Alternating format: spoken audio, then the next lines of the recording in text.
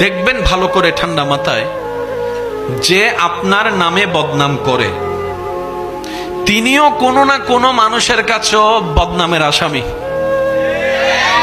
যে আপনার পিছনে লাগে তার পিছনে কিছু মানুষ লেগে আছে। যে আপনার খারাপই বলে তার খারাপই বলার জন্য আরো 10 জন মানুষ আছে। বদনাম করে টেনে ধরে সিঁড়ি কেটে দিয়ে কাউকে নামানো যায় নাই, যাবেও না। যদি সেই মানুষটা রবের উপর ধৈর্য ধরে রবের হুকুমের অপেক্ষায় বসতে পারে, একদিন না একদিন তার যাওয়াটা চওড়াই পৌঁছায় যাবে যেখানে তার স্বপ্ন এবং কল্যাণকরময় রাস্তা। সুবহান।